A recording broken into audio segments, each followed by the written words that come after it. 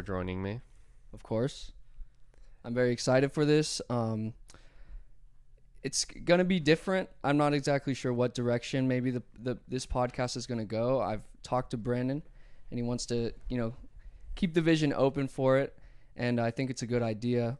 And it's kind of centered around what you've been working on. So, if you want to go ahead, start off by kind of introducing what you're about, kind of your Atman project, and go a little bit into that. It's not Atman anymore. Okay. Oh, okay. So tell us the new name, and then and then go into how you think the podcast will kind of fit into the whole vision of everything. So, well, I mean, yeah, it's just a platform to have conversations on, and the whole thing is kind of centered around digital token, I guess you could say, but pretty much holders of the token will receive a percentage of real estate deals I do, a percentage from, if this podcast is successful. I'm actually going through my first real estate deal right now. I purchased two plots of land in Seneca, South Carolina, and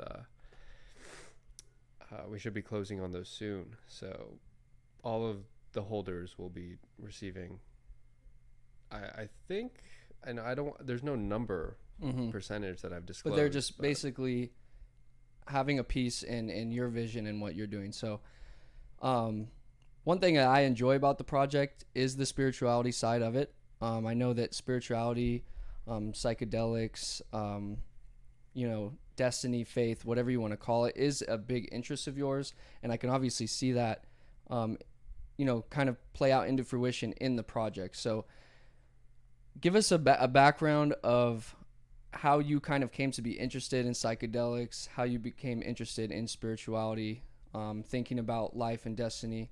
I know you had an experience a few years ago that was psychedelic related. That was a very life-changing moment in your life. I don't know if you want to talk about that. It might absolutely be interesting. It's always a story that was interesting to me, and I definitely feel like, I knew you before that experience, but I hadn't talked to you in a while because I was away at college. Obviously, we kind of grew up together. You and Jaden were like very close friends, but I was also around, and our families have been friends for a while. So I've gotten to know you a while, and there was definitely a difference in you after that experience. But that being said, I hadn't talked to you in a few years at that point too. So obviously you're going to be more mature regardless. But if you want to talk about the experience in whatever, detail you want, kind of talked about how that shaped your life and kind of how that's gotten you to where you are now. Yeah, absolutely. Well, I grew up in the Mormon church. Luckily, I never really understood as a Mormon what we really, or they really believe. And they essentially, what they believe is a man named Joseph Smith found golden plates in upstate New York in the ground, and he used a seer stone to translate these plates from are you familiar with the history of Mormonism? No? Definitely keep giving me the brief background. I've heard of, what is it, Joseph Smith? Yeah, that's Joseph his name. Smith, yeah. So I've heard of him. I know that he's kind of behind it, and he wasn't. Is he dead? He's okay, long dead. Yes. Okay, I was gonna say I don't know how long ago he passed or how long Mormonism's been around, but I know obviously compared to many of the conventional religions, Mormonism's very new and very different. But yeah, so Joseph Smith, he found the gold plates in upstate New York, and he pretty much essentially what he did is he used a rock to translate these plates, which were written in a language that he came up with. This language isn't found anywhere else, but it's Reformed Egyptian is what he claims that the plates were written in.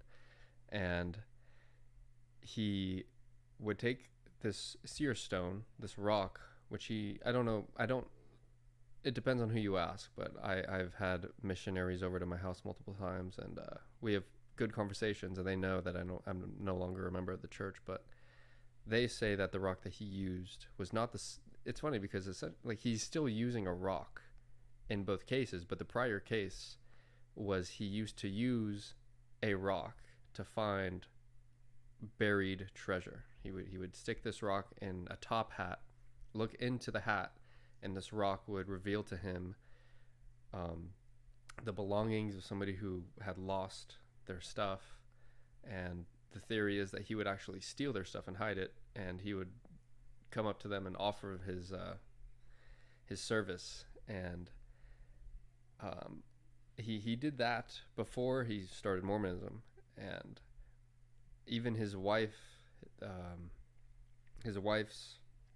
father did not approve of their relationship, but because he knew that he was like such a coward, just a liar. Yeah, but, and then how did it get from that to so many people getting on board, right? Because there's a big leap. Yeah, I don't know if you know too much on that end, but yeah, how did it go from? The background of Mormonism, I'm a bit rusty on it, but what I think it's worth saying that what really got me into discovering what I truly believed in, because I grew up in this church, and what really pushed me to figure out the history and if it's something even worth believing in by myself, regardless of what my parents try to push me into, is the fact that I was considering going on my mission, which is a 2-year trip that you take, and your goal is pretty much to convert other people into believing the same thing you do. And I was dating at the time the bishop's daughter, and nice. she is the reason that I was even considering going, because she wanted to go on hers, and I supported it, and I was like, okay, maybe I should go on mine as well. And one of the first things that I took into account was something called the CES letter. It's the Church Educational System letter, and that I don't know the exact amount of statements that are made in the letter. I want to say it's around 50, but it just comes up with a bunch of claims that the Book of Mormon makes, like are you familiar with what the Book of Mormon is about? Hardly, but I know there is a play on it that is very satirical. I've heard of that more than the actual Book of Mormon. Yeah, well, I mean, it starts off with a family, and that family eventually finds their way. They built a ship, and they sailed to America, and they ended up splitting off, the Lamanites and the Nephites. And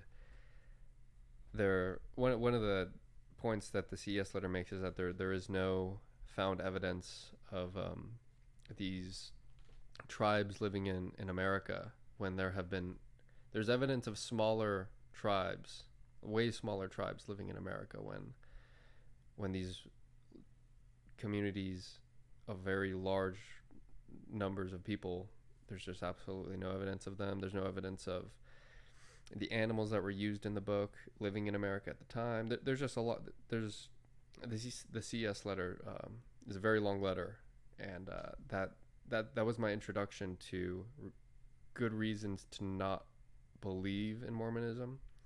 And as I went on to learn about Joseph Smith history, the whole thing just kind of fell apart. And so obviously, right, you're brought into it at a young age, and your brain is underdeveloped. Not like underdeveloped on average, but your brain is yet to be fully developed. I understand. So what age do you feel like things really started to click and you started to really question and be like, okay, because I feel like we all get to that point, right? Like, I mean, some people aren't raised in any sort of religion, and not even atheism, but just, the conversation doesn't really come up. Other people are raised, very religious, whether it's Christianity or Catholicism or Islam or whatever. Then there's people like me who were raised in a religious family, but not like church every Sunday, but more so, church here and there, talk about, God here and there, but not like very religious, right? But there's levels to it. And so everyone grows up in some sort of,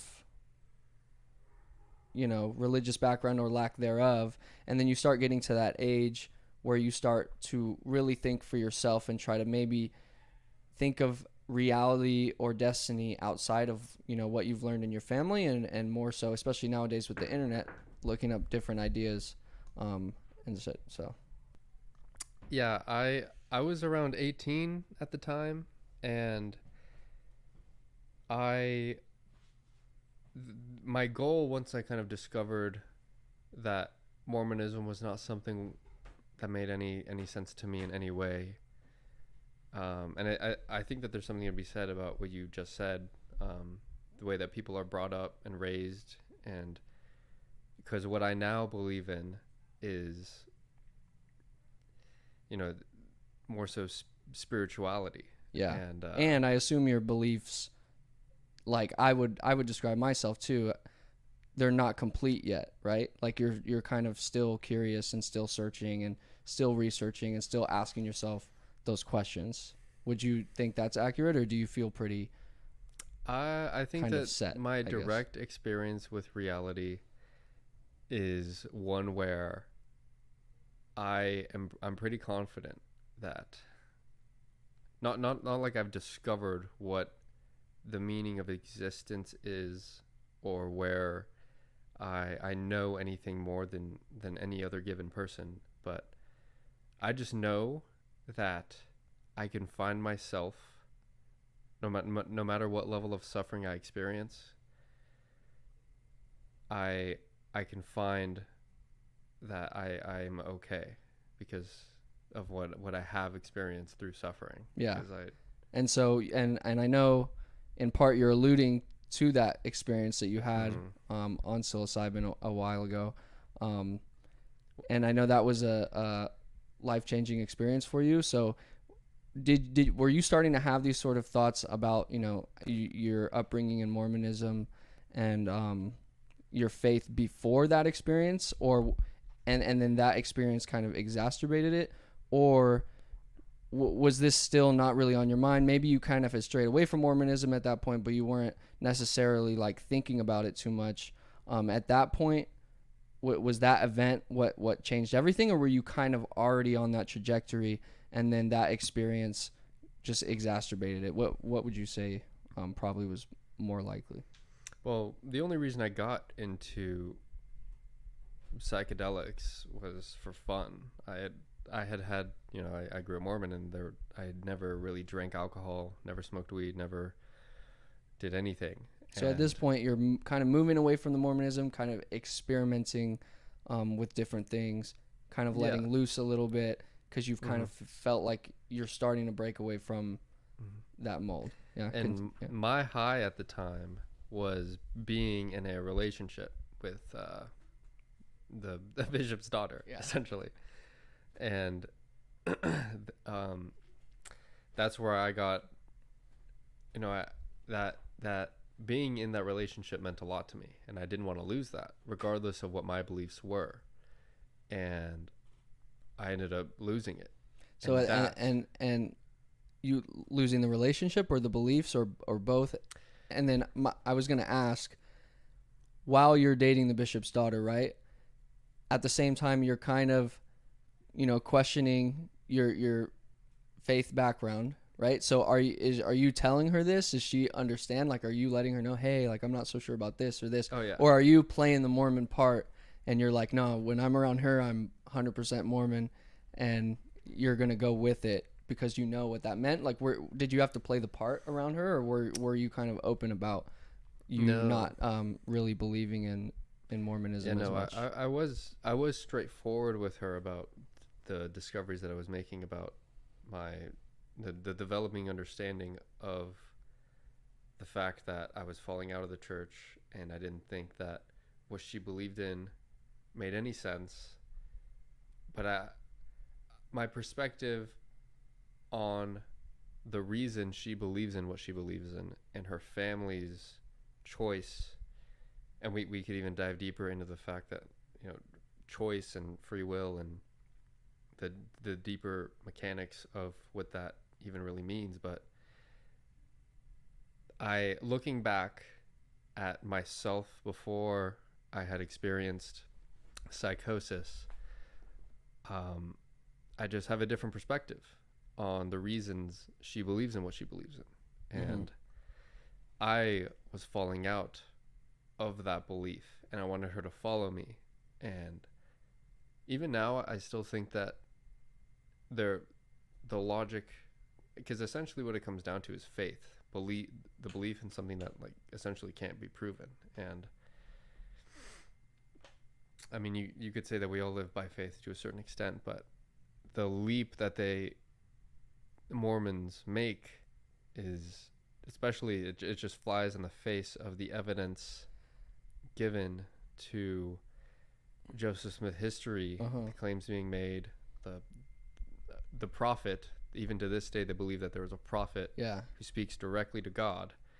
And in 1978, one of the things that the prophets changed was the fact that blacks could now hold the priesthood. Before 1978, blacks that were Mormon could not hold the priesthood, which is, the priesthood is the power of God. Yeah.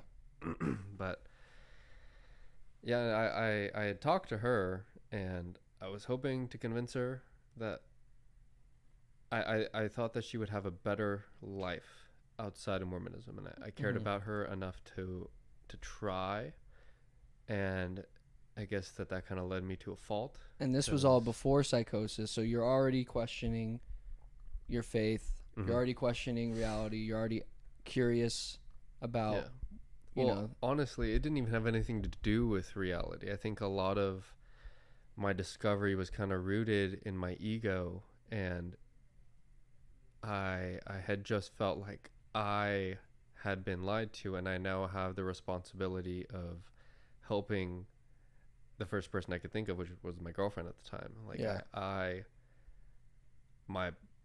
my purpose was to help others out of this false reality and understanding.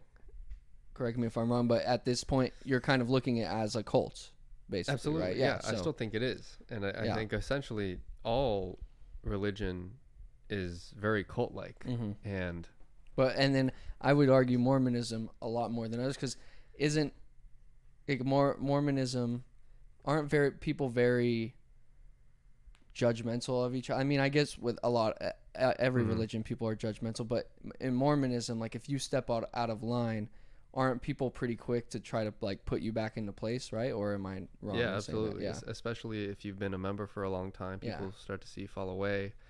But I think that a lot of monotheistic beliefs and religions sort of inflate your ego. They make you feel special. You have a relationship with God. You have a special place in heaven. Whereas people who, you know, the us versus them mentality, anybody who doesn't believe in the same thing we believe in will spend an eternity suffering in hell. Yeah. And it makes you feel like, okay, I'm good. I'm good. I'm fine. And more the hell version of Mormonism, they believe in something different than the point of view of Christianity, but they believe that you pretty much have to tell God to his face that you don't want to be in heaven. You don't want to be in the presence of God, and you would rather spend an eternity in what they call outer darkness. And there's no way out of outer darkness once you're there. But to me, the idea of any version of hell doesn't make any sense.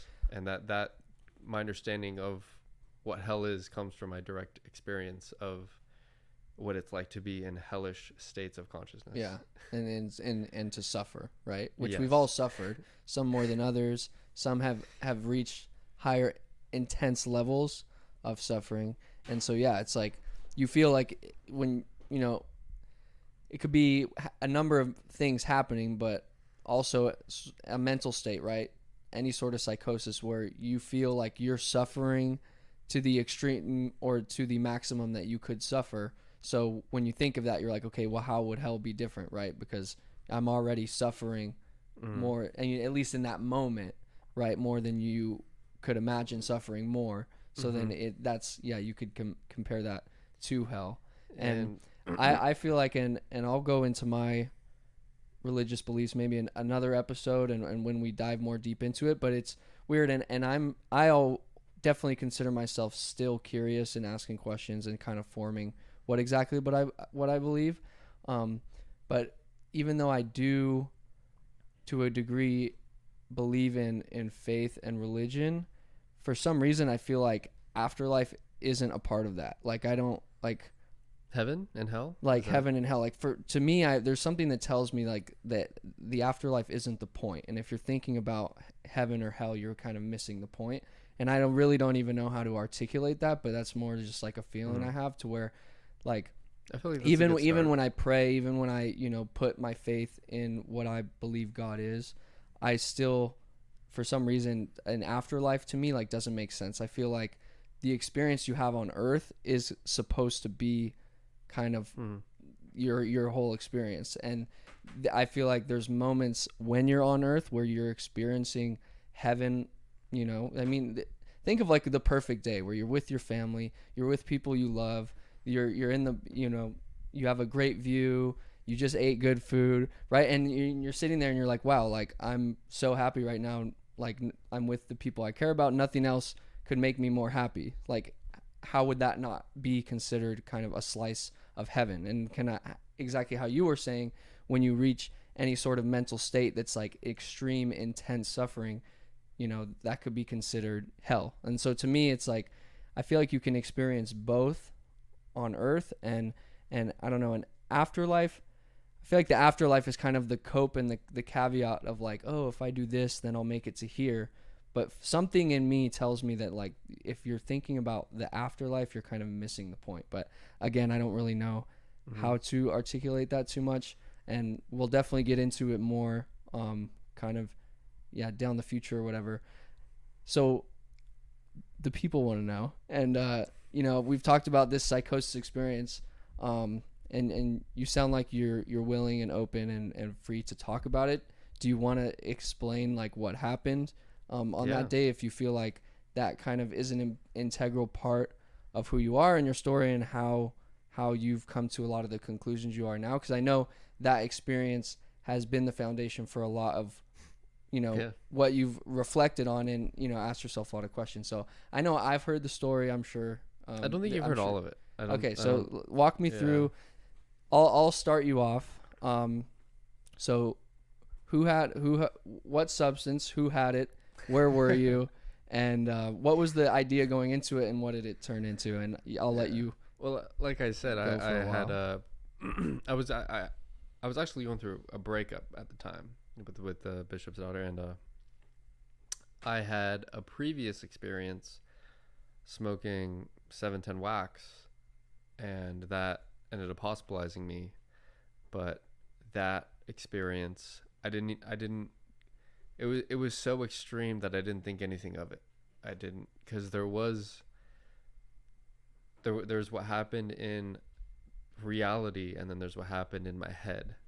And I pretty much, the only thing I can remember is noises, and the fact that my sense of self was absolutely completely gone.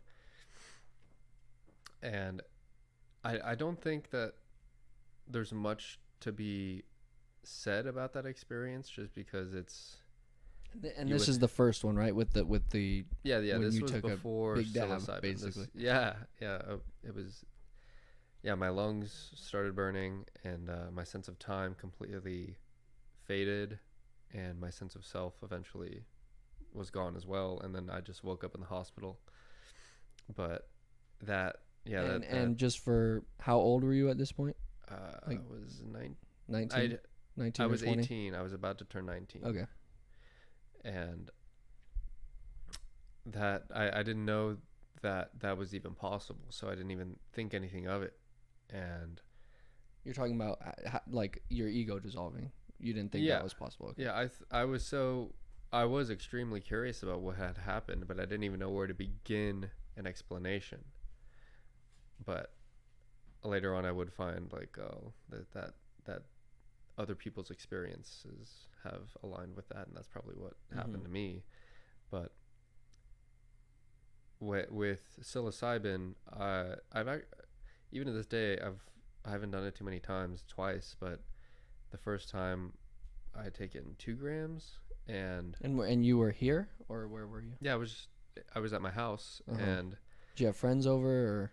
yeah, I had 4 people over, and we'd all taken some, and some people did more intense drugs that night, but I stuck to psilocybin, and that didn't really have an impact on me at all, like at all. There was nothing happened, no visual. With you're saying 2 grams Yeah, of 2 grams. mushrooms? And so a few weeks later, I was like, okay, well, and the only reason I'd gotten into doing this was to make myself happier, pretty much. I was like, well, I heard people enjoy doing drugs. And at this point, how many is this? A year later after No, the wax, or is this no, 2? this was like 3 months after. Oh, so it was pretty quick, right? Yeah, pretty quick, and And then you were going through the breakup, so you obviously have that in the back of your mind, yeah, which some Yeah. different things like that can bring about uh-huh. different And it's experiences. funny because the night that I took the psilocybin, my ex actually wanted to call me, and I was like, no. After you had already taken it, like you No, took it and before- then. well, I guess Okay. it was like 10 minutes after I'd taken it, but Oh no! I was like, That's the worst. You take it and then you're like, "Oh, Yeah. here we go. I'm about to have a nice trip," Uh-huh. and then your ex hits you up or something. That's why depending on when I've had doses or whatever, Mhm. depending on how hard I'm going, I'll put my phone on airplane mode because Oh, yeah. that someone can text you Uh-huh. something and just bring up a topic that you're just like not trying to think about, That's or not a bad you idea. kind of don't want to, like, obviously you're on such a different level, and so someone hits you up that's like obviously completely sober and they don't even know what's going on, so you're just like makes Mhm. you feel weird. I'll turn my phone on airplane mode. But that's funny, and then that especially makes sense, right? It hasn't even hit you yet, but then you're getting a text, obviously something that you're emotionally connected to Yeah. at the time, so then that gets you feeling a certain way. Okay, so Yeah. you're there, you get the text, you took 2 grams, Yeah, you're she not asked feeling me- anything at this point, you said? Well, no, this was the first time I'd taken it, and I Uh-huh. didn't feel anything the entire time. But Oh, so this wasn't the psychosis experience. no, not yet. Not yet. But that is sort of later, like about 3 weeks later, I decided, okay, well, 2 grams didn't do it, and I just decided to take 4 because I had bought like 6 grams in total, so I did the rest. Mm-hmm. And So it was the same batch.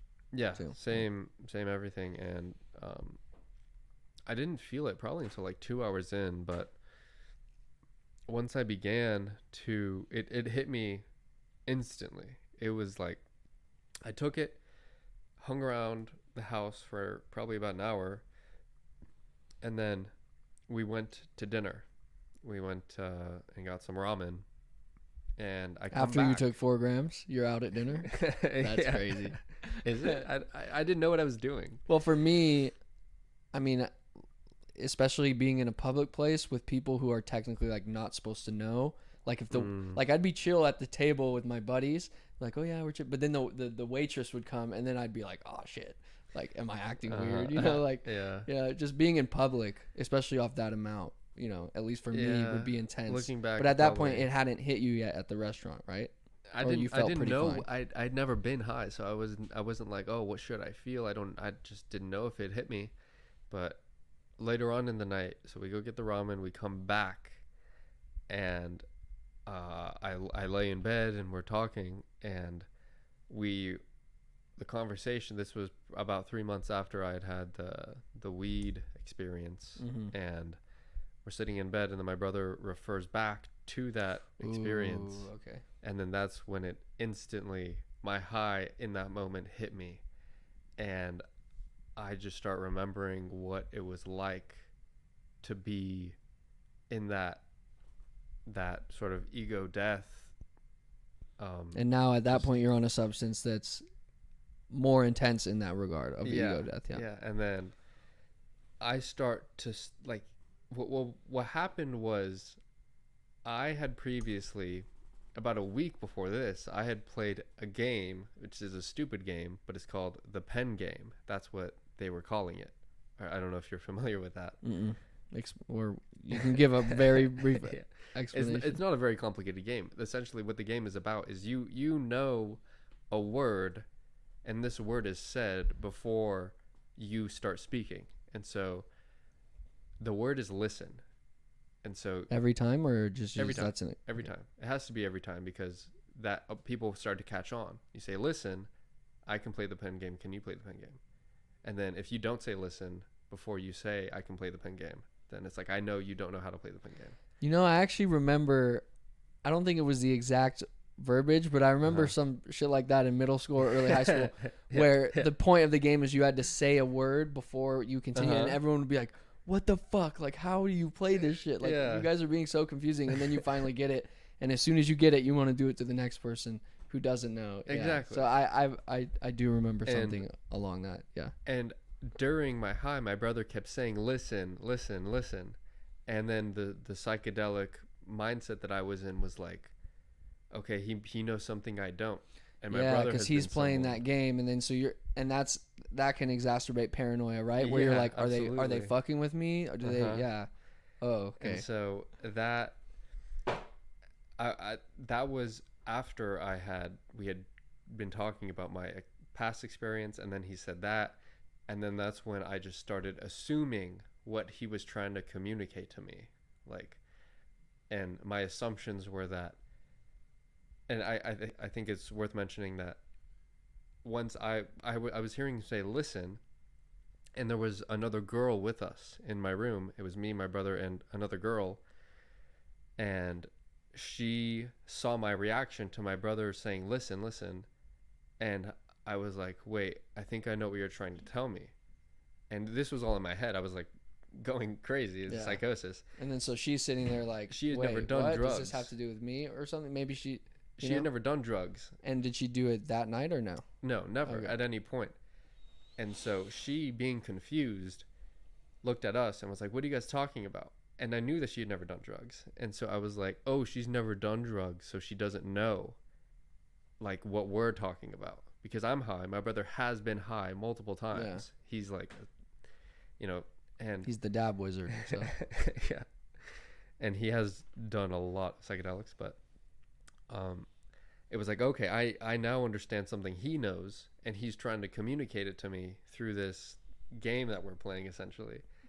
And she has never been high, so she doesn't know. And I was like, oh my gosh, like, I just, what did I get myself into? Like, reality started to break apart. Yeah, because you started to feel like you were losing kind of control, maybe, of the...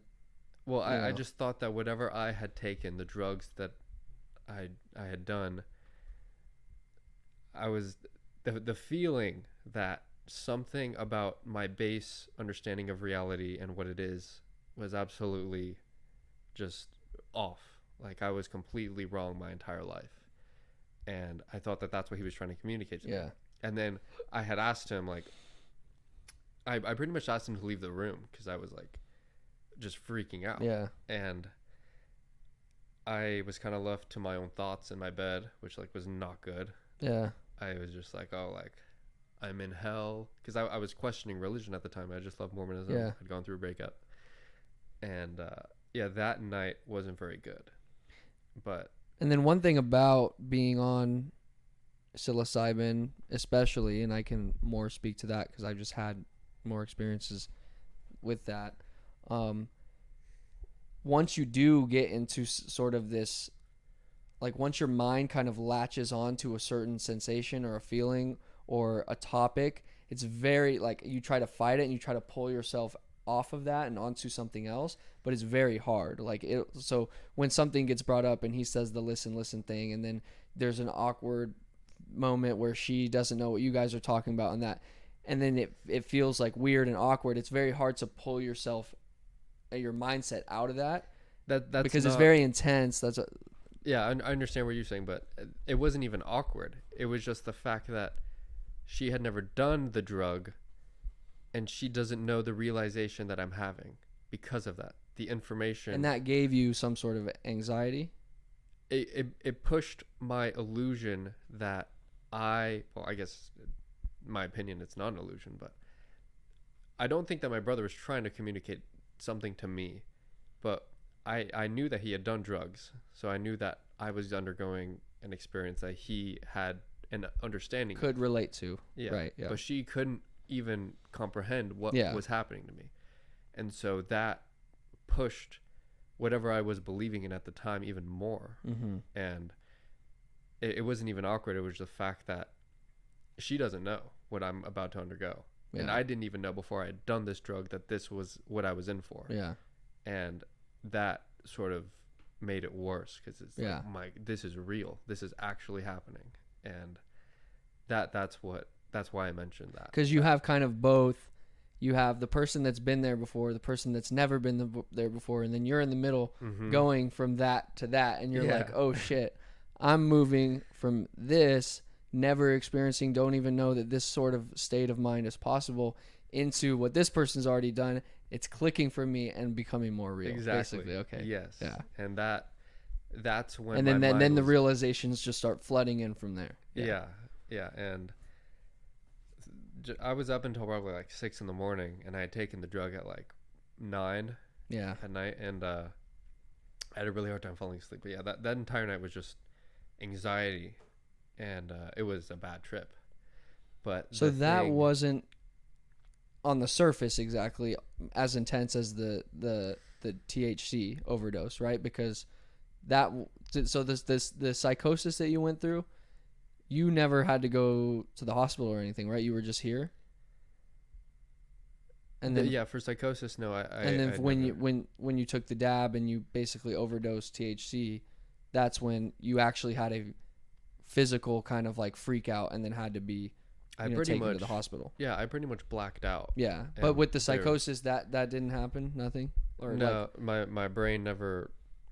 you never underwent had like anything an so actual extreme. freak out. Like in here you did in your head, Mhm. but not like you Yeah, weren't no, like my body never got to a point where, I mean, it did. It was during COVID, and Yeah. I thought that I would be better off in a place that, like a psychiatric hospital, where I could recover. I genuinely thought like, oh, I should look into that, but that wasn't an option during. So COVID. when you fell asleep 6 a.m., 7 a.m., something like that.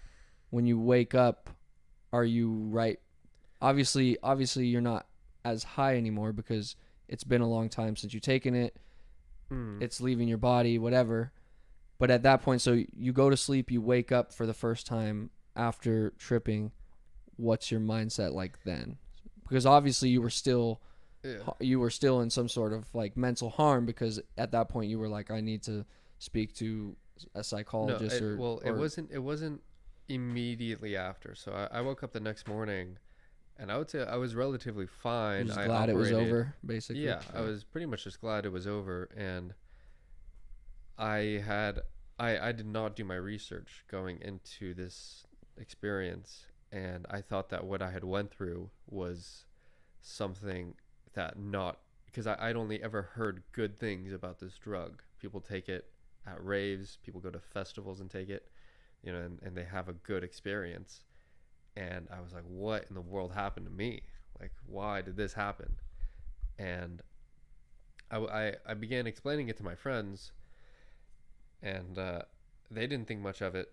But as time went on, about like a week later, I got like my first anxiety attack, and that I'd never experienced. I didn't even knew. I had no idea what anxiety even was Mhm. before that. And I was just laying in bed on FaceTime, and I just felt extreme anxiety and had to put the phone down. And then I ended up going to bed. I just told the person, "Oh, I'm tired. I'm going to go to bed." And I woke up the next morning, and it wasn't gone. And I was like, "Oh, like I have no idea when this will end." I thought that sleeping would help, but it didn't. Mhm. And then throughout that entire day, I just had anxiety, like the entire day, over everything. And I had no idea why. I didn't even think that it was the mushrooms that caused this. Mhm. But I ended up calling the girl that was with me the night that I'd taken the drugs, and I was like, "Oh, you should, it would be nice to have someone to talk to because you were there." Yeah. And that I did kind of think like, oh, that experience must have something to do with it, but I had no idea that what I experienced was even possible on that drug, which looking back is like I was so ignorant. Yeah. to- Well, I mean, until you really are there, like even, I have good friends that ask me even to describe, what the Uh-huh. feeling's like. And it's like, Yeah. You can only articulate so much Yeah. to where you really until you, and that's good. That goes with anything. Like, how would you describe being drunk to someone who's never drank alcohol? Oh, well, you feel more loose. You feel like that. Yeah, but until you actually ingest alcohol, you really don't know Yeah. how it feels. So that's with anything. So the empathy, but with psychedelics and psilocybin, especially because it has so much to do with like worldview and reality and faith and stuff like that. So when you tell someone, "Oh, I had this insane experience that I now look at life completely different," and they're like, "Well, how do you look at life different?" And you're able to kind of construct this sort of thing that kind of points to kind of what you're trying to say, but then it comes out of your mouth and you're like, "Nah, that sounds so lame," but it's not that, Yeah. Yeah, I know what you mean, and I think that at this point, after my psychosis, which lasted about 6 months, I was on antipsychotics, and I had a psychiatrist, a psychotherapist that I would talk to once a week, and what really introduced me to the framework that allowed me to climb out of my psychosis. So before you go into that, when you're talking about your psychosis, how would you describe it? Is it nihilism? Is it depression? Is it anxiety? Is it like what? How would you describe this psychosis that you experienced? I only have my experience, and I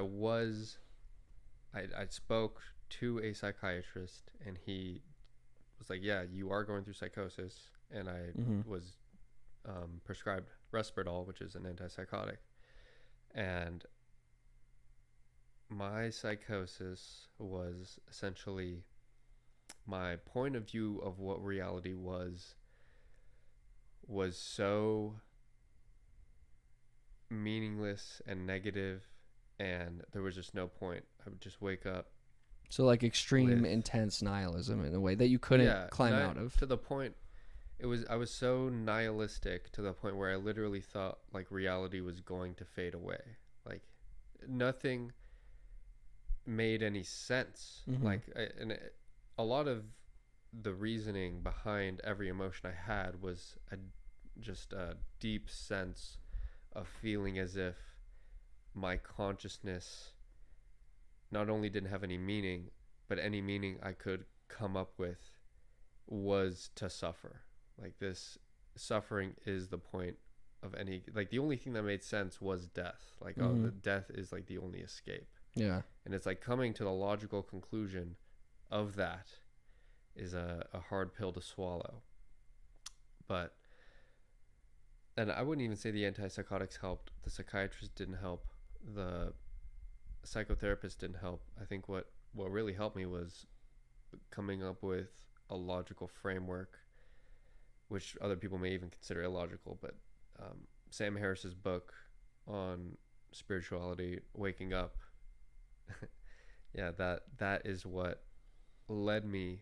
The first time I read that book, I started crying because it made me feel as if I'm not. This entire world just kind of opened up for me. Yeah. And a lot of my suffering came from the ignorance that I had. Like my experience was, it felt like I was in hell. But yeah, I think spirituality really helped me climb out of that. And then I also think, especially when something happens like that, I think you can also just credit time in general. Like having, whatever had happened to you, you couldn't process what had happened within 1 week. But sometimes it takes 6 months, 8 months, a year, however long to really like just even process what happened and be able to move past it regardless. But yeah, that's insane. Yeah, and I kind of have a different perspective on what reality is, and I still have like sort of breaks in my relationship with reality, but I would never describe it as negative anymore. Just because, like I've said, like I've come to a point where there's absolutely nothing that can convince me that I should be suffering in this moment. And when I was in college, it was my sophomore year of college and I started smoking weed or THC vapes, whatever, kind of at the end of my freshman year of college. And then so I had a wax pen over that summer. Then my sophomore year, I no longer lived in the dorms. I moved in to a house with like 7 of my buddies, and that was when we were first like being stoners, right? So we were smoking all the time. It was, we felt it's like freedom. We didn't have a lot of responsibilities, just had to show up to class, whatever, smoke. Second semester, there's about 6 weeks left in the semester, and at this point I had been smoking all the time, and I was like, oh damn, like I'm a stoner now.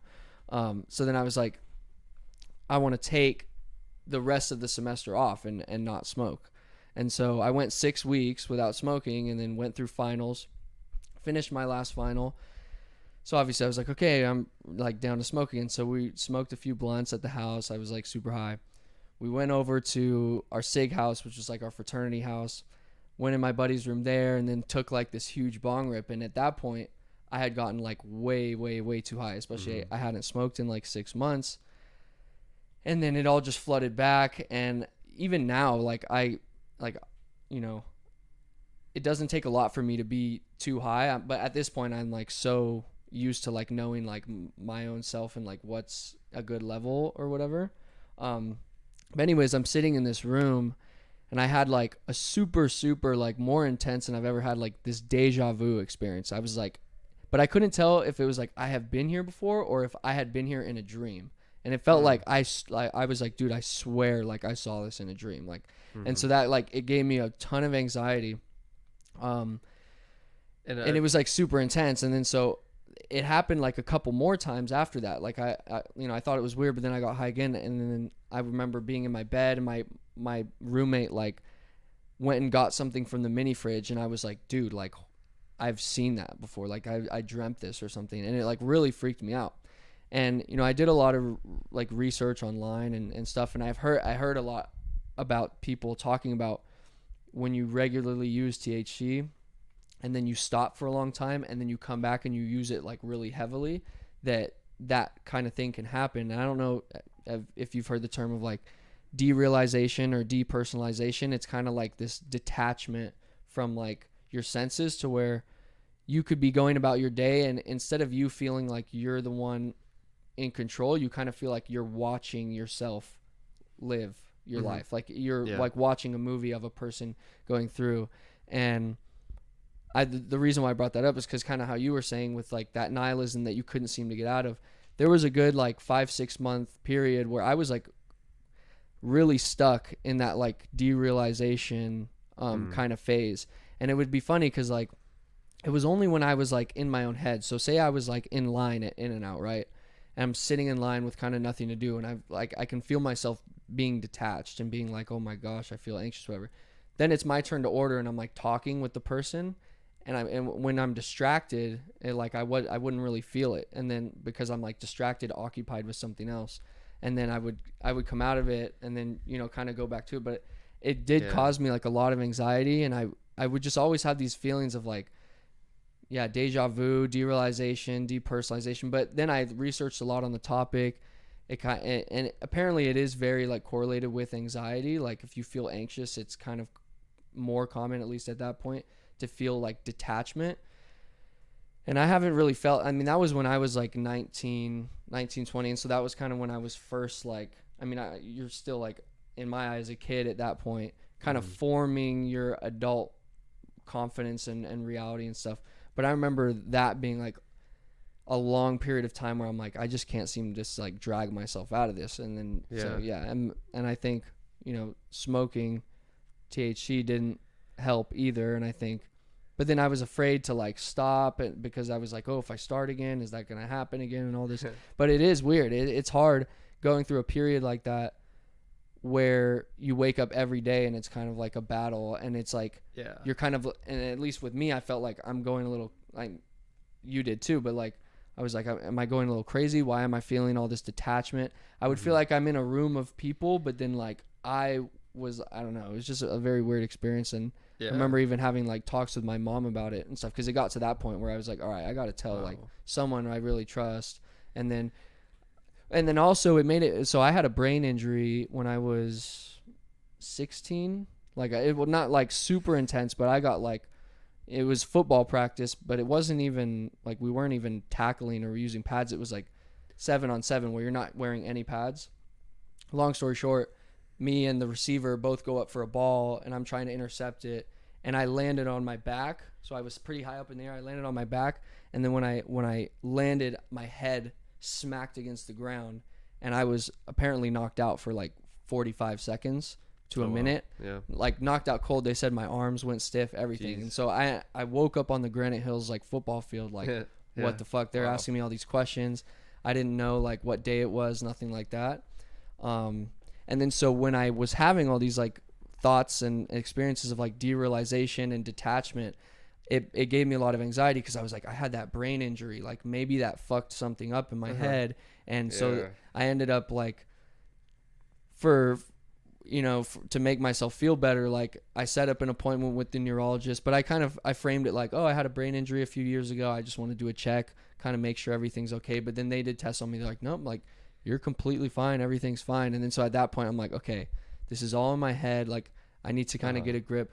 But kind of what I was saying with you is like kind of just as time goes on, you kind of like, obviously you run into different things that help you deal and pull you out of it. But sometimes it just takes that time to kind of pull yourself out of it. And I don't think it's a coincidence that we were kind of both in the same age when that happened, because that's the age where like you're intelligent enough to really ask real deep questions about reality, but you haven't developed that enough to where you kind of have that framework. So you're in that middle period.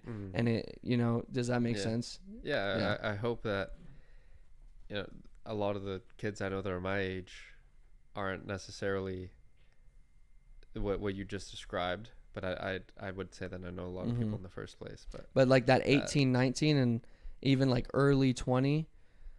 I think it's a good thing to be doing. No, and then I remember even one time I was at, this is not that relevant, but I was at like a party and I was talking to this person and they were like a freshman going into 19, and then I could just see myself in them at that point, like being so anxious and like worried all the time and stuff. And I remember telling them, I'm like, you're 18, 19, like give yourself like at least just 2 or 3 more years. And I promise you, you might not be A-okay at that point, but I promise you'll have a better grip of everything. But I feel like that age period is a very intense age period to kind of have a lot of these thoughts about, reality breaking down in front of you and all this extreme nihilism and stuff. So it is kind of weird because you feel like you're an adult, but you're still pretty young too. Yeah, well, derealization was the first symptom of my psychosis, and that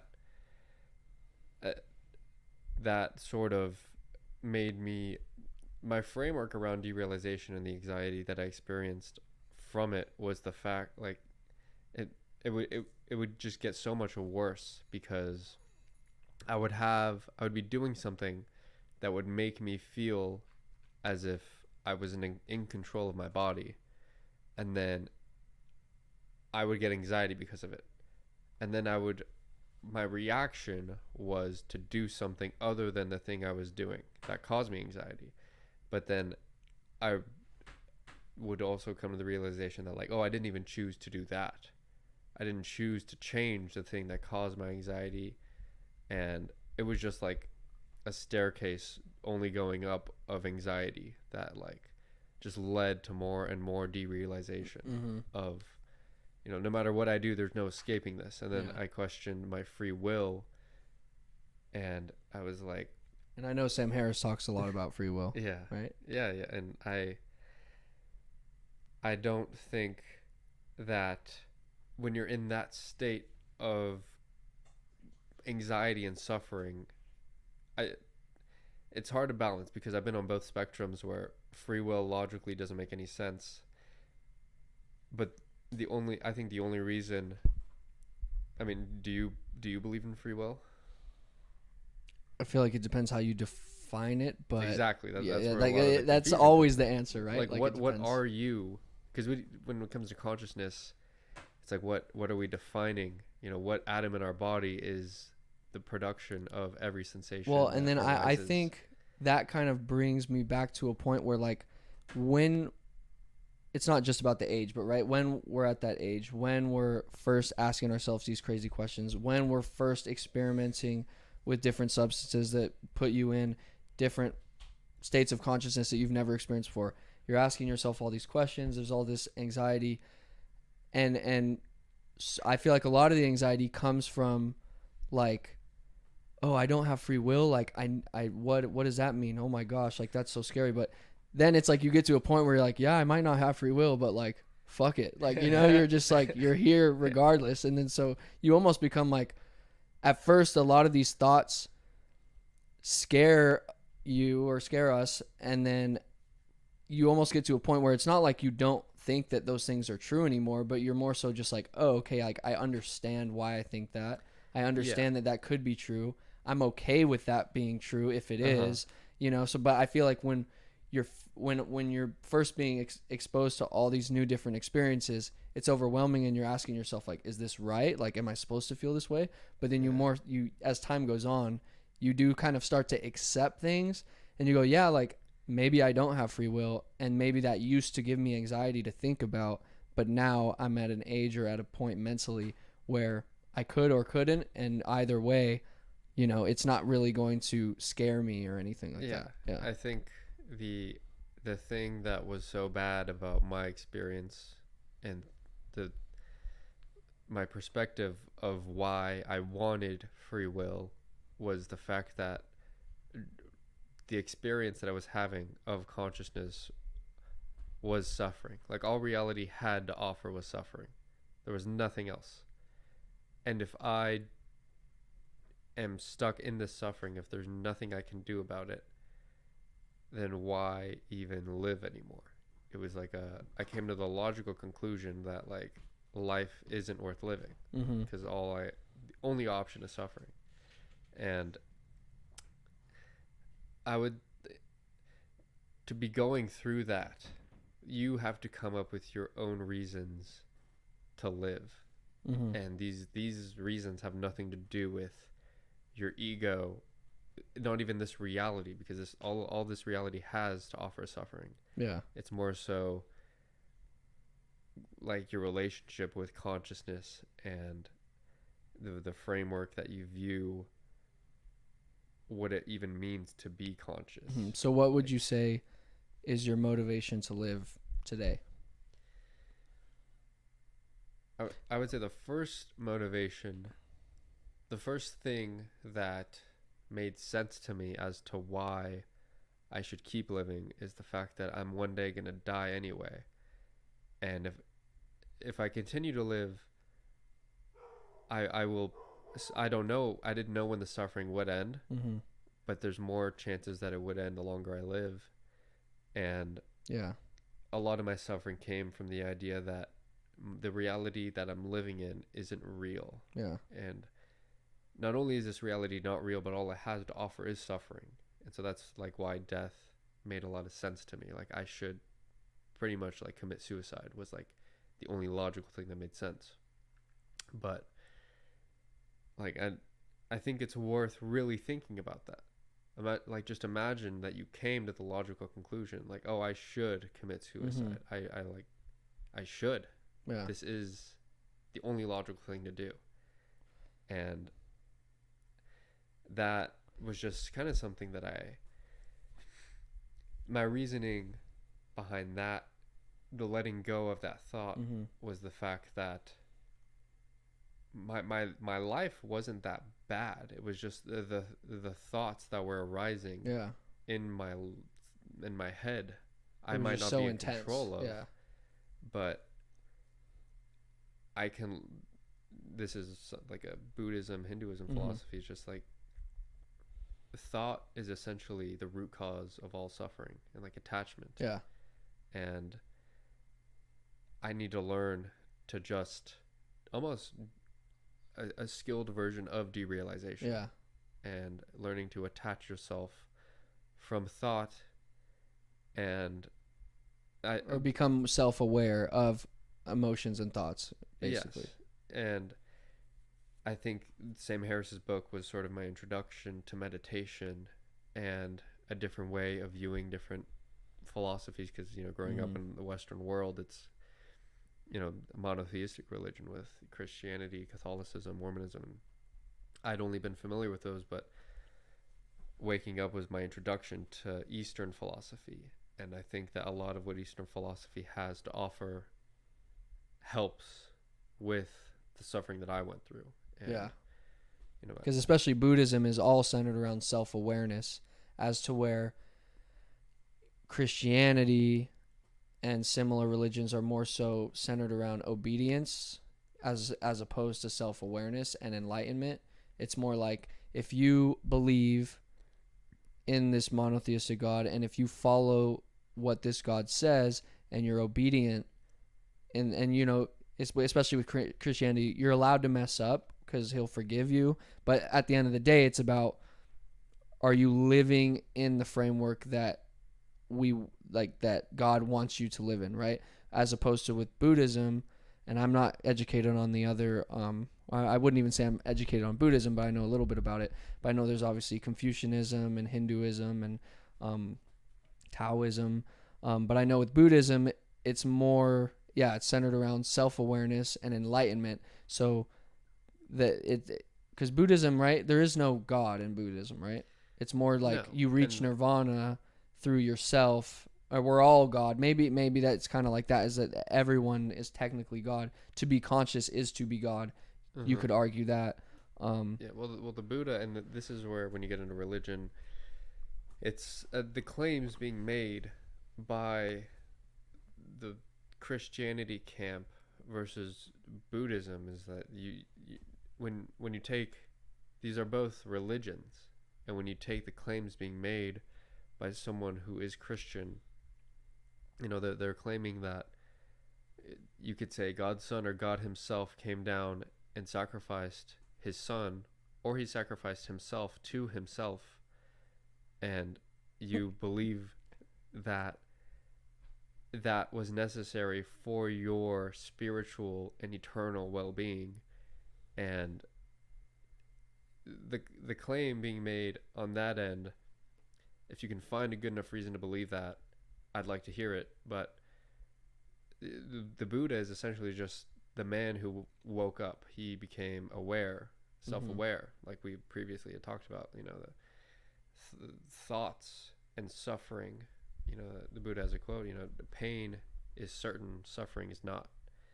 And the Buddha is just essentially a man who woke up, and he became. And that almost ties back to what I was saying, like earlier, to where you can experience slices of, or whatever you believe heaven to be, on earth. And I feel like that's kind of what Buddhism is, right? It's like, these monks, they become so self-aware of their own thoughts to where they reach a point where they're really beyond suffering. And you could argue that that is a version of heaven, right? To be beyond suffering, to be so aware of your own thoughts, and to be able to step outside of it to where you can't experience suffering, exactly, to where that is nirvana. So with Buddhism, you kind of get that, like, right, nirvana is supposed to kind of be an afterlife kind of thing, right? But then I feel like you can reach, the goal is maybe to reach nirvana on earth. Like I said, I'm not super educated on Buddhism, but it does have that appeal where it's like, practicing Buddhism kind of get like the whole actual physical practice of it is already alleviating, suffering on earth with yourself. Exactly. Yeah. And when you, there have even been studies done where it shows people who meditate, there's certain parts of their brain that are more active and less active, and it tends to be that you will suffer less through meditation. And I think that's because the most common form of practice of meditation is mindfulness, and you're essentially letting go. Instead of being rooted in the suffering your thought causes, like, my computer isn't working, and you just keep thinking about that fact. Even when you're using your computer, it causes you suffering because it just doesn't seem, whatever the problem may be, if you take into consideration a mindful practice, a practice of mindfulness, you kind of step away and don't you try to not become so attached Yeah, to you that detach thought. from that. Yeah. And that has logical, you can come to the logical conclusion that, yeah, obviously you're not going to suffer if you don't identify with that thought. You know, you will be happier, maybe not even happier, but you just won't suffer. Well, I was watching a Rogan podcast. I forget what guest he had on, and they brought up this example of like, so say I say something to you insulting, right? I say, Brandon, you're ugly, right? Yeah. And then you may be like, oh my gosh, he called me ugly. That's suffering, right? That caused me pain or whatever. Yeah. Now, say if someone came in and they spoke only German and they called you ugly, but you can't even understand what they're saying. They're still saying the same thing, but because it doesn't register in your brain what they said, it doesn't, like, it can do no harm, right? Because you don't even understand what's saying. So the example of that is saying it's not what someone says to you that causes you suffering. It's your emotional response to what they said to you that causes you suffering. So he had brought that up on Joe Rogan's podcast, and I thought that was really interesting. And ever since then, I do kind of think of in that way, right? So it's not, you could say something insulting and you could even be malicious saying it, right? And maybe you would be at fault. Hey, like, you shouldn't say that to me, whatever. But it's like, what really gets you angry is your reaction to what someone says, right? So if say some random hobo says something to you, you're like, oh, I don't care. He's just like a guy on crack. I don't care, right? But if it's like, oh, your boss or your coworker or someone, or someone your friend says something to you, then it's offensive because it's like you're considering all this, and then it's your reaction to whatever. So I thought that was very interesting, and that kind of ties in to detachment, right? I can detach from whatever you said to me that might make me feel bad, Yeah, and I think that at this point it's worth diving into the spiritual aspect of why that is the case, because I'm sure that especially in the Western world, and I think it is growing, but the idea of being spiritual but not religious is kind of confusing, because people they grow up thinking that they mean the same thing. But I think I've seen a picture illustrating sort of the difference, which is it's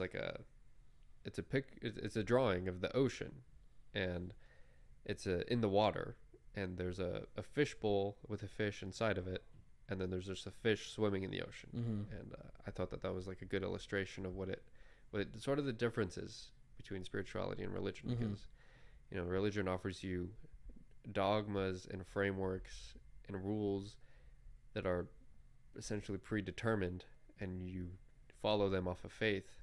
And spirituality, your kind of your direct experience with reality is the thing that offers the most truth when it comes to your reality. And I forgot what I was gonna say. What were we talking about? Well, Buddhism, enlightenment. I brought up the example of how it's not like the example that I saw in Rogan's.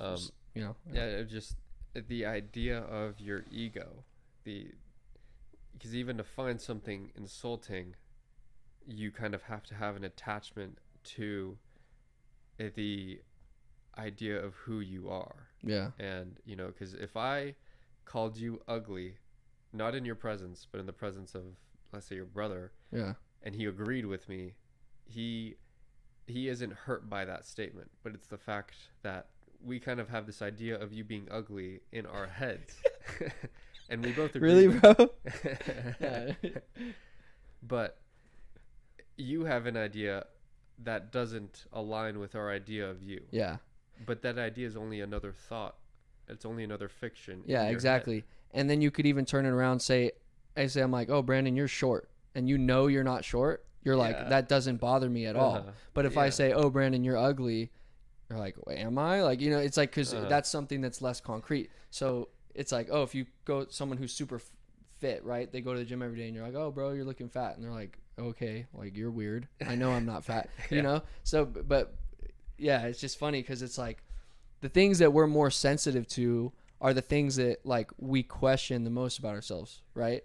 So things that are more subjective, I would say. So yeah, it's like if you go to it's like if you're confident, right? Like you know that you're not short. So it's like if someone calls you short, it doesn't bother you because you just know that you're not. You're confident. It doesn't, you know. But if someone who questions how they look every day and doesn't, you know, they're holding on to, oh yeah, I think I'm good looking, but you know, and like they question that a lot.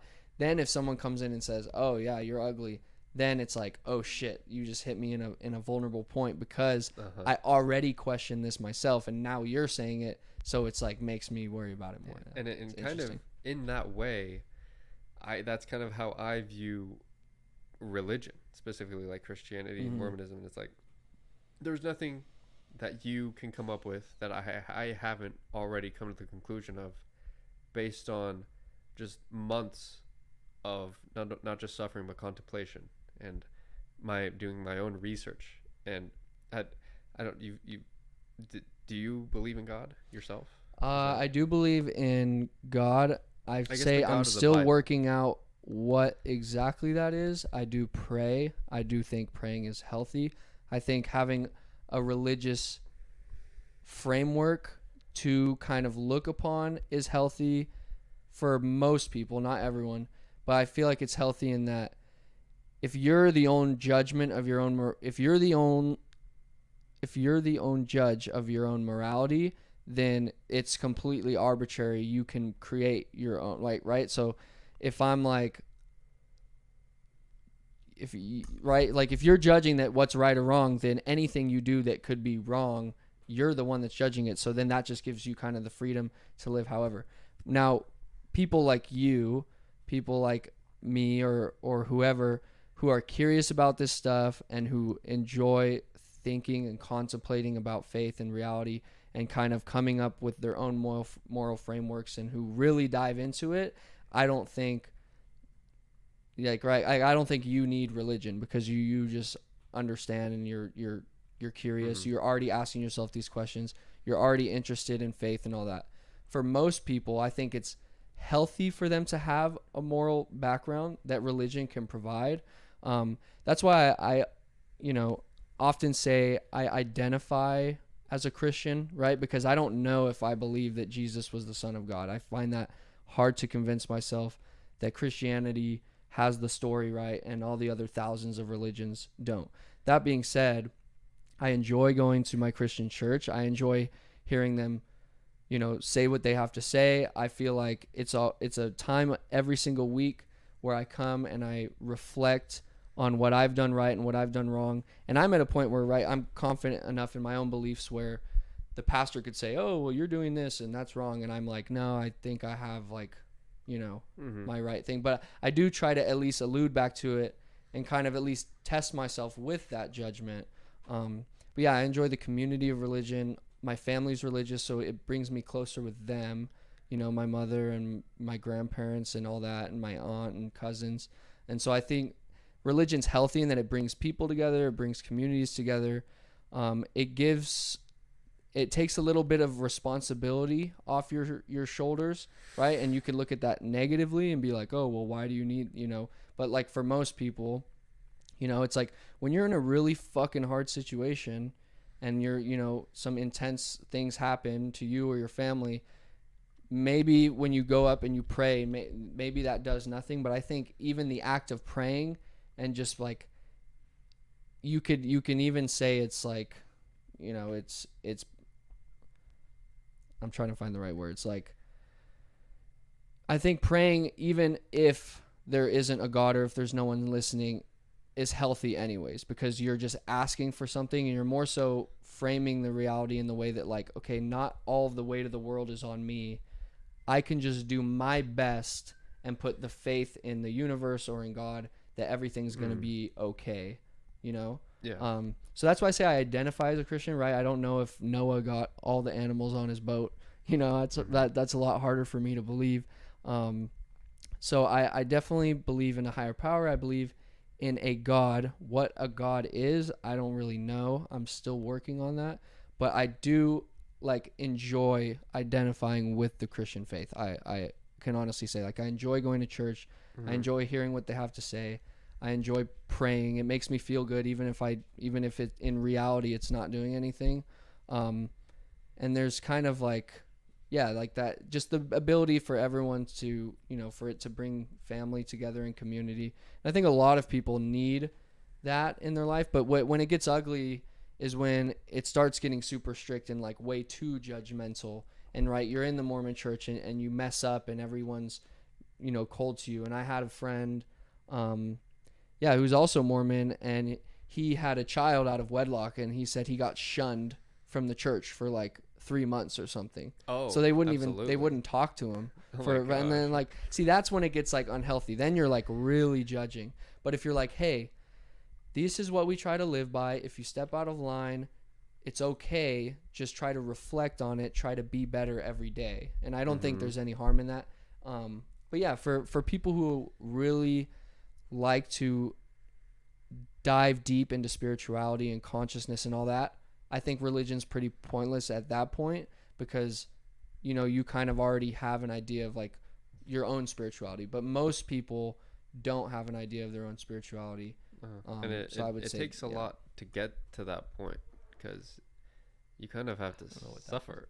Well, and then I would say, I mean, I don't want to sound pretentious or arrogant, but there's a good amount of people who, even if they tried to get to that point, they really probably don't comprehend, Mm-hmm.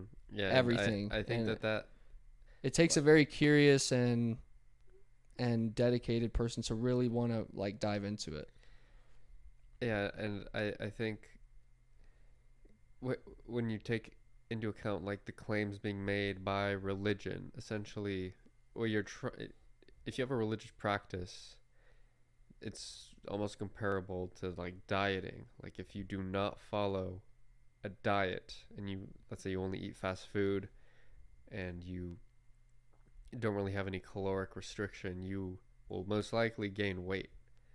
And I think that when it comes to like a religious framework, they're I my understanding is that they're very similar. Like you will your spiritual diet consists of actions that you take that will cause you suffering essentially. It's like a framework to not only suffer less in this moment but suffer less in the afterlife. And I think like when you take into account like just religion in general, you are claiming that you have an understanding, a foundational understanding of what the truth of reality and consciousness is.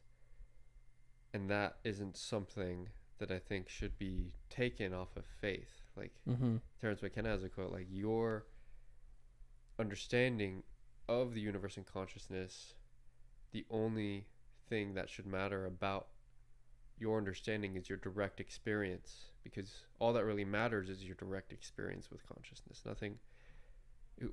Who is anyone else to say what you should and shouldn't believe in based off of their experience? Because what does that have to do with you? You know.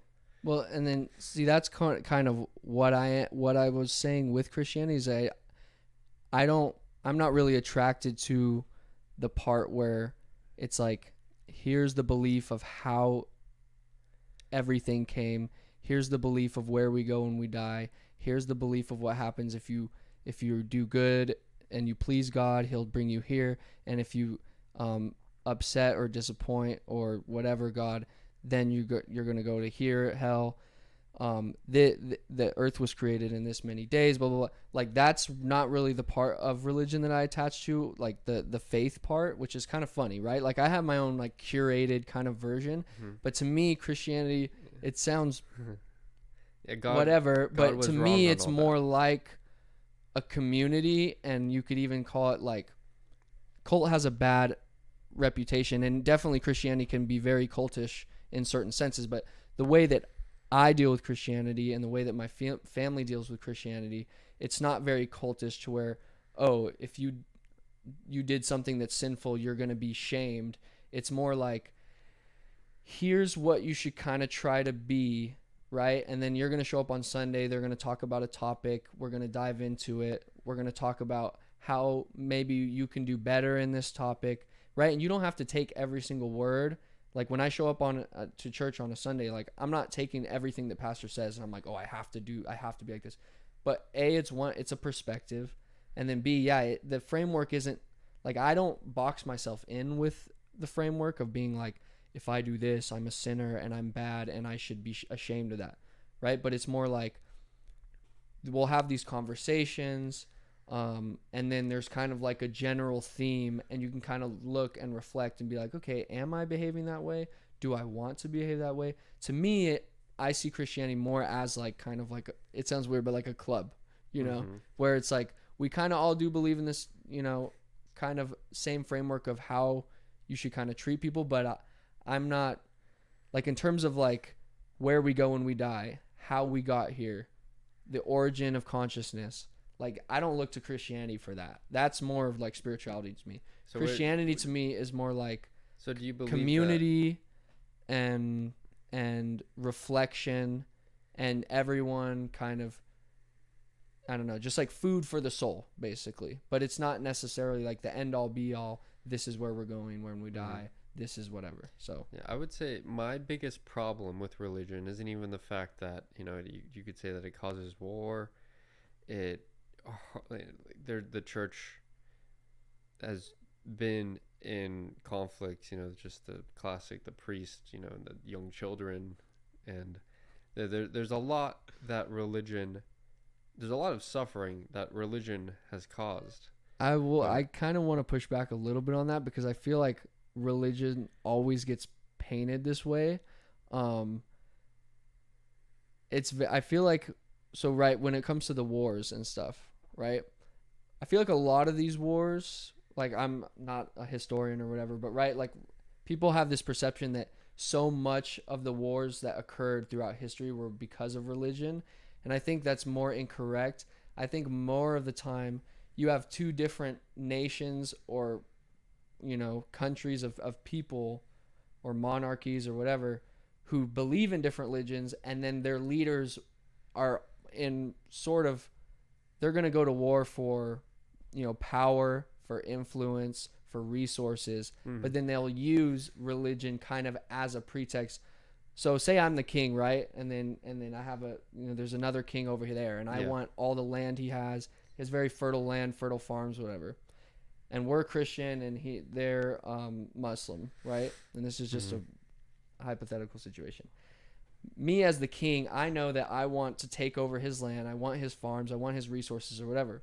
So how am I going to convince my population, you know, to do that? So I feel like religion definitely plays a part in it, of like, it's the Trojan horse of the situation. Exactly. So I don't think maybe that's why the wars happened, but it's like every war needs an excuse why to happen. Okay, so right, like, so even with like, you know, the Cold War, you know, the United States and Russia, right? At the end of the day, both sides just wanted more power, but they're going to tell their populations, oh, well, if the Russians get you know, take over Vietnam, then this is going to happen, and then this is going to happen, and this is going to happen. So it's more like leaders are always going to use a Trojan horse to try to get the population riled up and to try to gain their support. But I feel like when you peel back the curtain, they're really in it for something else, and they're using that as a pretext. And for a long time throughout history, religion was the easiest pretext to use. But I feel like those wars and war in general exist without religion plenty of times. Does that like, if that makes sense? Yeah, that absolutely makes sense. And you know, the massive egos of rulers, you know, over history, I'm sure has had a huge impact on human suffering and well-being. But I think even the worst type of suffering, psychological suffering, I think that you can experience from that has to do with religion, is the idea that if you are raised in any belief system that has dogmas, that is things that cannot really be questioned, and when are questioned are kind of shunned. If you have that, you can't really grow in your understanding of what you believe in.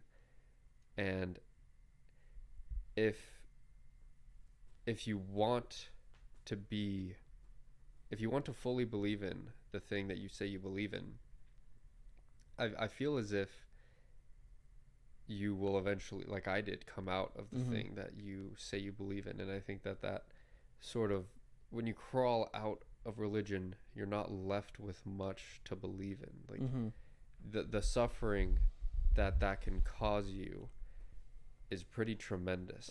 Well, and then I would say that most people like don't ever come out of it, right? So like my grandparents, they born religious. They're, you know, when they die, they're still religious. They're going to be religious, whatever. And that's kind of what I was saying earlier, is like, for people like you who are very curious and who are going to want to always ask themselves these questions, it was inevitable for you to come out of religion because you were so curious about reality, right? But for a lot of people, it's not inevitable, and they'll go to the grave, you know, with their religion with them. And I completely agree with what you're saying, is that religion hits a certain point where it becomes unhealthy, right? So to me, it's healthy to use as like this supplement to your life, to where you can reflect upon it. You can look at your life through the lens of whatever church you're going to. And you can kind of use that to help yourself.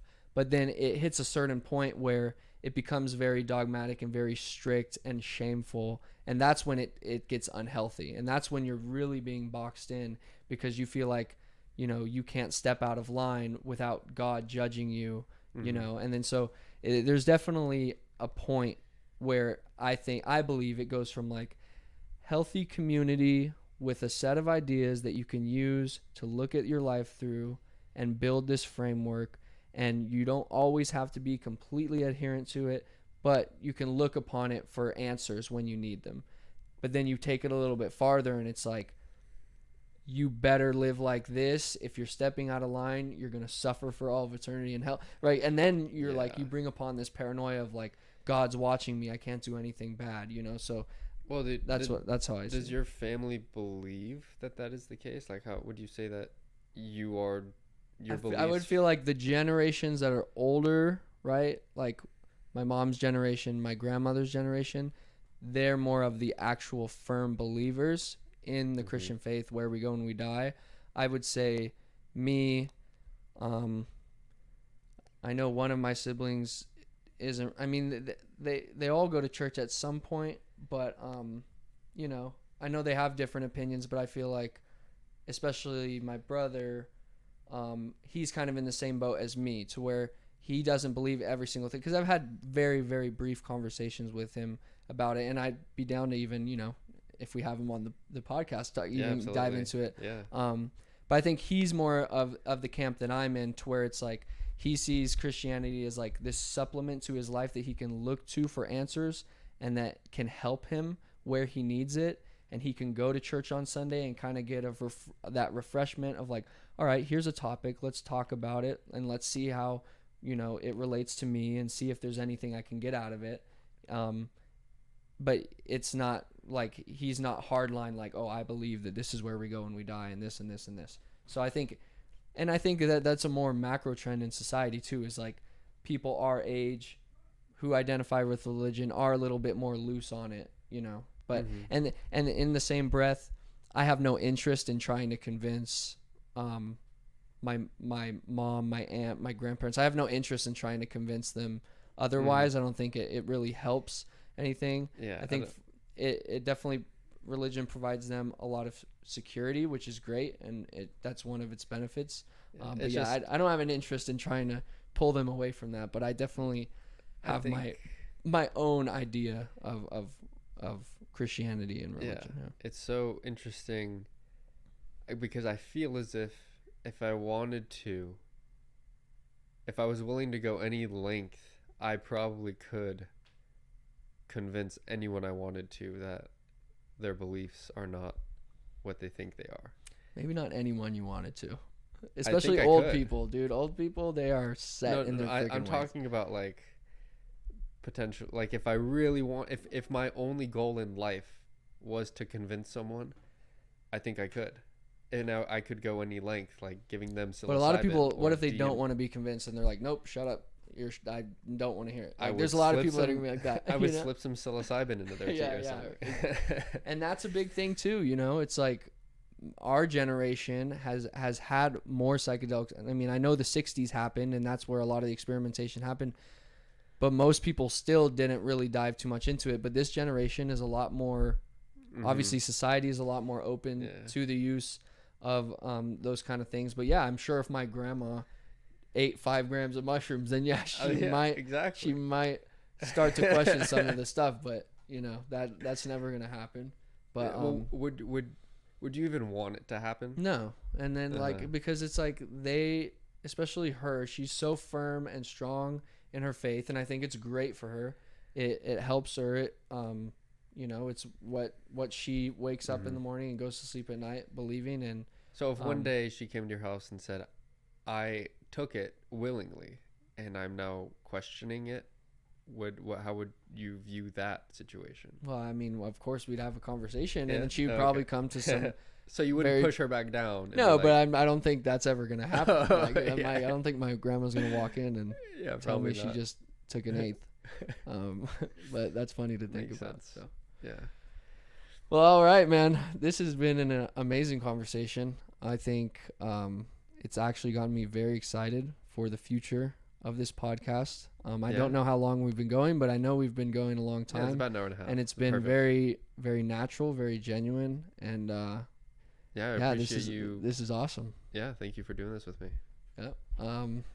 Yeah. Thank you to everyone. Go to your website. Monksofelucis.com. Yep. And read about the project. Yep, thank you.